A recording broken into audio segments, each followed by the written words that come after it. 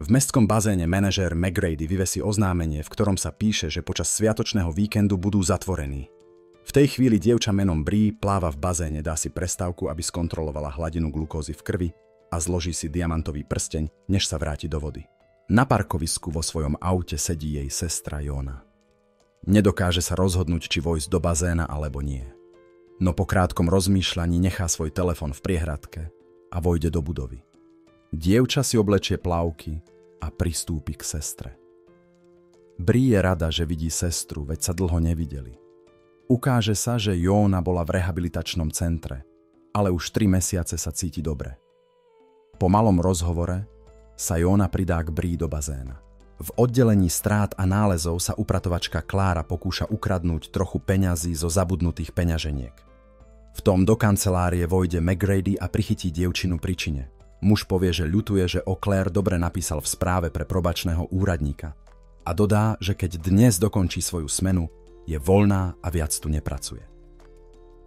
Sestry si spolu príjemne zaplávajú, ale príde McGrady a povie dievčatám, aby odchádzali, lebo bazén sa už zatvára.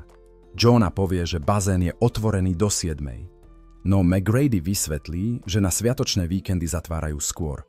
Muž tiež podotkne, že niektorí ľudia by sa mali naučiť čítať oznámenia, čo Jonu veľmi urazí.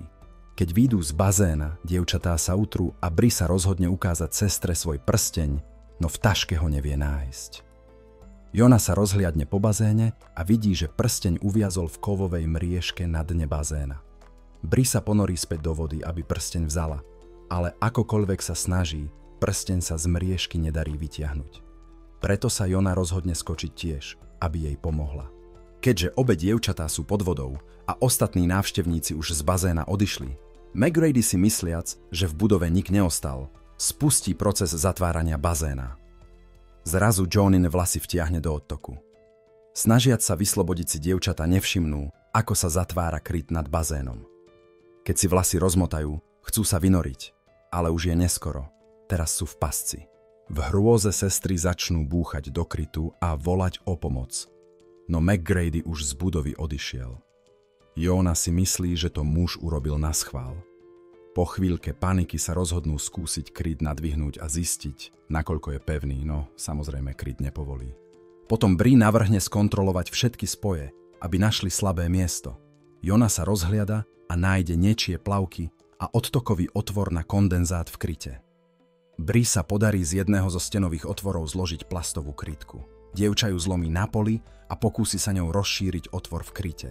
Zatiaľ Jona neprestáva hádzať sarkastické a negatívne poznámky, obzvlášť keď jej Bree povie, že sa vydala za svojho priateľa Davida.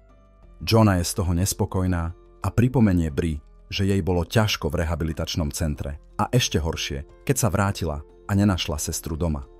Tieto slová privedú Bree k záveru, že to sestra hodila prsteň do vody.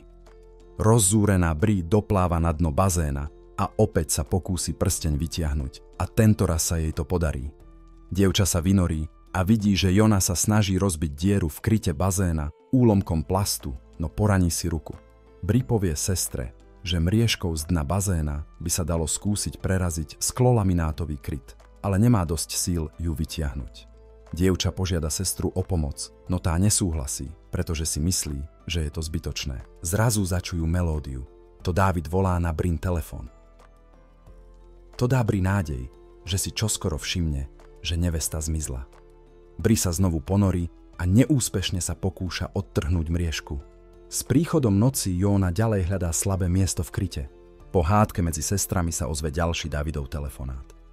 O chvíľu Jona spozoruje, že so sestrou nie je niečo v poriadku a spýta sa jej na to. Bree sa prizná, že pred 3 rokmi jej diagnostikovali cukrovku a že potrebuje injekciu, ktorú nechala v taške. A ak si ju čoskoro nepichne, môže upadnúť do komy. Kým sa Klára vracia do budovy, aby dokončila svoju smenu, Bree a Jona sa striedajú v pokuse prerezať dokrytú otvor. Jona si všimne stopy po popáleninách na Breenej ruke a povie, že sa o tom nikdy nerozprávali, ale mali by, pretože jej to odporúčil lekár v rehabilitačnom centre. Dievča chce vedieť, čo sa naozaj stalo v ten deň, keď zomrel ich otec, lebo si nič nepamätá a pozná len útržky, ktoré jej mama a Bree rozprávali celé roky. Bree nazve otca netvorom a rozpovie Joan, že v tú noc sa vrátil opitý a fajčil cigaretu, potom zaspal v posteli a začal horieť. Ale otec nekričal, lebo bol taký opitý, že si ani nevšimol, že horí zaživa. Bree si popálila ruku, keď sa ho snažila zobudiť. Ich rozhovor náhle preruší príchod Clary do miestnosti. Žena začuje, ako Bryn telefón opäť zvoní a prikročí bližšie, aby ho ukradla. Naše dievčatá volajú o pomoc a Klára sa pýta, ako sa tam dostali. Medzitým prehľadáva Brynu peňaženku, no zastaví sa, keď si všimne bezpečnostné kamery. Klára poprosí dievčatá, aby počkali a zamierí do Velína vypnúť kamery. Potom príde k bazénu a sestrám kladie čudné otázky a následne si vypýta od dievčaťa kód k telefónu. Bree nadiktuje heslo, mysliac si, že upratovačka zavolá políciu, no namiesto toho sa jej Klára posmieva kvôli fotkám a pustí im Dávidove hlasové správy. Johne dôjde trpezlivosť a začne ženu urážať. Klára povie, že musí zaplatiť veľa účtov, lebo po väzení si nevie nájsť dobrú prácu a ak chcú, aby ich vytiahla z bazéna, Bree jej musí dať PIN k svojej platobnej karte. Sestry najprv nesúhlasia, ale Klára vypne ohrievač a vyhráža sa im studenou nocou. Takže Bree nemá inú možnosť, než dať žene to, čo chce. Klára odíde s peňaženkou a sestry sa k sebe pritlačia, aby sa zohriali. O pár hodín neskôr Bree začne skutočne trpieť zimou. Johna sa rozhodne, že je rád na nej skúsiť odtrhnúť odtokovú mriežku, no strach jej nedovolí ani sa k nej priblížiť. Keď sa vynorí, všimne si, že Bree zaspala a ponáhľa sa ju zobudiť. Johna sa prizná, že sa ani nepriblížila k odtoku, pretože zbabelo cúvla a nazve sa zbytočnou. Potom sa sestra znova pokúsi urobiť dieru dokrytú úlomkom plastu, ale Bree to považuje za zbytočné mrhanie časom a energiou. Jona však odpovie, že sa musia hýbať, lebo iba tak sa zahrejú. Bree ju postrčí k rozprávaniu o pokuse o samovraždu a Jona vysvetlí, že cíti, ako by v nej žili monštrá, ktoré ju požierajú. Otec ich urážal a jeho hlas Jonin mozog nikdy neopustil. Zrazu sa v otvore krytu objaví oko, ktoré sestry vydesí. Je to Klára a sťažuje sa, že má Bree na bankovom účte len $80. Sestry ju prosia o pomoc, no ona sa nahnevá, povie, že nie sú ničím výnimočné a že aj ona má problémy. Klára povie, že ich tam nechá a odíde z miestnosti, aby si utriedila myšlienky. Johne potom napadne nápad a začne brúsiť plastový úlomok o stenu. Keď sa Klára vráti, Johna sa tvári, že plače, ospravedlňuje sa a chce sa k niečomu priznať. Dievča začne zámerne hovoriť veľmi potichu. A tak Klára priloží ucho k dierke, aby ju lepšie počula. V tom okamihu ju Jona prepichne úlomkom. Rozzúrená Klára ide k zrkadlu skontrolovať svoju ranu, potom zamieri do Velína a zapne automatický systém čistenia bazéna. V dôsledku toho sa dievčatá začnú dusiť chlórom. Snažia sa trysky zakryť rukami a nájdenými plavkami, ale prúd je príliš silný. Bree na pár sekúnd stratí vedomie a Jona sa ju snaží udržať nad vodou, aby sa neutopila. Tento incident prinúti Kláru uvedomiť si nebezpečenstvo svojho konania. Žena sa nad dievčatami zľutuje a vráti sa do Velína, aby systém čistenia vypla. Keď sa Klára vráti, povie sestrám, že teraz má situáciu pod kontrolou a žiada, aby jej Bree dala prsteň výmenou za ich slobodu. Jona ju prosí, aby to nerobila, ale Bree súhlasí, chápe, že nemajú inú možnosť. Žena dostane prsteň a potom pri odchode z miestnosti povie, že dievčatá pustí, keď bude pripravená. Bree, potrebujúc trochu súkromia, prepláva na opačnú stranu bazéna a zaspí na plavákoch. Sníva sa jej, že Dávid priviedol hasičov, aby ju zachránili.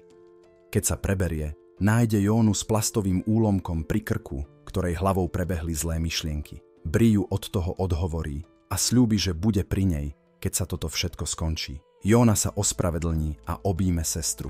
Medzitým Klára pozerá na prsteň a počúva Dávidove správy, snažiac sa rozhodnúť.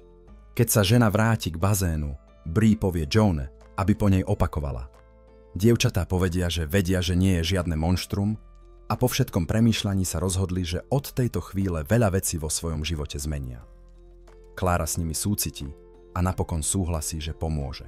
Žena ide do Velína a zadá kód, ale nefunguje. Klára to povie sestrám a tie ju požiadajú, aby namiesto toho zavolala políciu, no žena sa bojí, že pôjde znova do väzenia. Klára položí Brynu tašku späť na lavičku a odíde z budovy. Prejde ešte niekoľko hodín a Bree je veľmi slabá. Jona sa ponorí a znova sa pokúsi odtrhnúť mriežku. Prvé 2 pokusy nevídú, ale napadne ju nápad na tretí. Dievča chytí plavky, omotá ich okolo tyčiek mriežky a podarí sa jej ju vytiahnuť. Jona zdvihne mriežku na hladinu a všimne si, že Bree je v bezvedomí. Sestra jej dá umelé dýchanie a potom mriežkou udrie do krytu a konečne sa jej ho podarí prelomiť. Keď sa vyšplhajú z bazéna, obe sestry sa porežú o ostré hrany sklolaminátu. Bree je stále v bezvedomí, preto Jona prinesie tašku a hľadá inzulínovú striekačku. Dievča pichne Bree injekciu a tá sa konečne preberie. Ich šťastie však trvalo krátko, lebo sa pred nimi náhle objaví Klára a namierí na ne pištoľ. Žena sa bojí, že o nej dievčatá povedia policajtom. Jona jej povie, že chápe, koľko stratila a prosí ju, aby nič neurobila Bree, lebo je to všetko, čo jej v živote ostalo. Napokon Klára odloží zbraň a vráti prsteň.